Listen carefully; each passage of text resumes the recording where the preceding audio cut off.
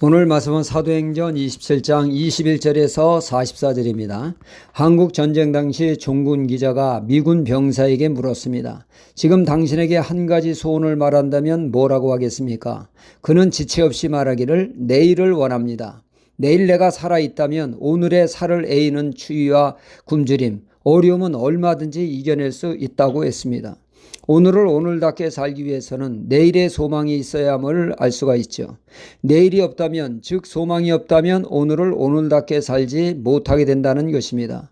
그러므로 밝은 내일의 소망은 우리의 삶에 반드시 필요합니다. 전에 제가 돌아온 사자라고 하는 책을 읽은 적이 있습니다. 조창호라고 하는 분이 자신의 삶을 적은 글이죠. 그는 6.25 전쟁 육군 포병 소위로 전쟁에 참전했다가 중공군의 포로로 붙잡혀 북한에 끌려가 강제 노역에 시달리게 됩니다.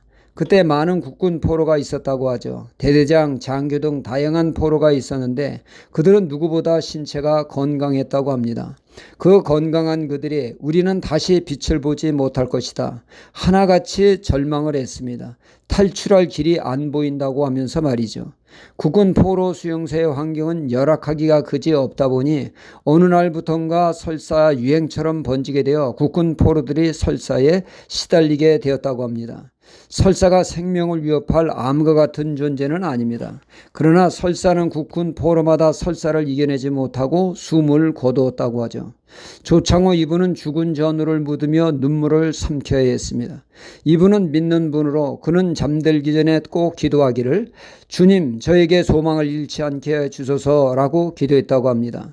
그 신체 건강한 국군 포로가 설사 하나 이겨내지 못한 것은 그들이 소망을 잃어버리고 절망을 하니까 그런 일이 발생했기에 그는 끝까지 소망을 잃지 않기를 위해서 기도했다고 합니다.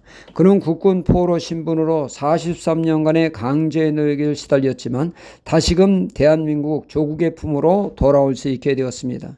끝까지 소망을 잃지 않았고 붙들므로 그것이 현실이 된 놀라운 은혜를 맛보게 된 것이죠. 소망은 이렇듯 중요하기에 고린도전서 13장에서는 신앙의 3요소를 믿음, 소망, 사랑으로 말씀하고 있습니다. 신앙생활을 제대로 하려면 제일 먼저 믿음이 있어야죠. 믿음으로 시작한 신앙은 믿음으로 끝을 내는 것이 신앙생활입니다. 그 다음 소망을 말씀하고 있죠. 예수님이 많이 강조하신 것 중에 하나가 하나님의 나라입니다. 복음도 천국 복음이라고 말씀하고 있죠.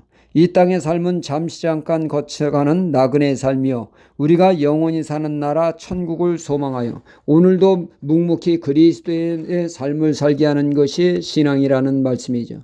신앙의 표대는 천국임을 늘 잃지 않고 천국 시민답게 살 수 있도록 천국의 소망, 부활의 소망을 갖게 하십니다. 그래서 오늘을 그리스도인답게 살게 한다는 말씀입니다.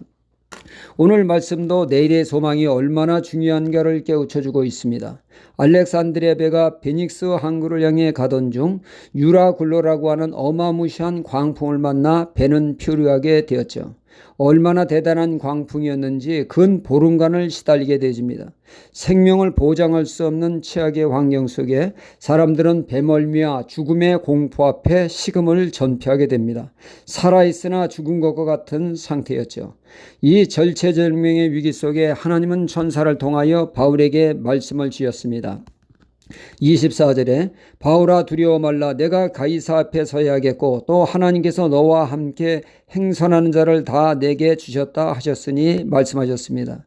이 뜻은 배는 잃어버리지만 생명에는 아무런 해가 없을 것이라는 말씀입니다. 이 말씀을 믿고 절망 중에 있는 그들에게 죽음의 공포 앞에 넋이나간 그들에게 바울은 소망의 메시지를 선포하기 시작을 합니다. 여러분이 안심하라. 나는 내게 말씀하신 그대로 되리라고 하나님을 믿노라. 근 보름간을 굶주려 있는 그들에게 계속해서 소망의 말씀을 선포합니다. 너 중에 그 누구도 머리카락 하나 상하지 아닐 것이라고 말씀하시죠.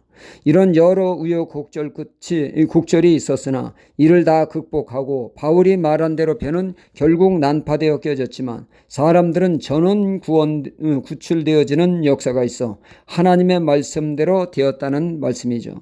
하나님이신 소망의 말씀이 결국 현실이 되었다는 말씀입니다.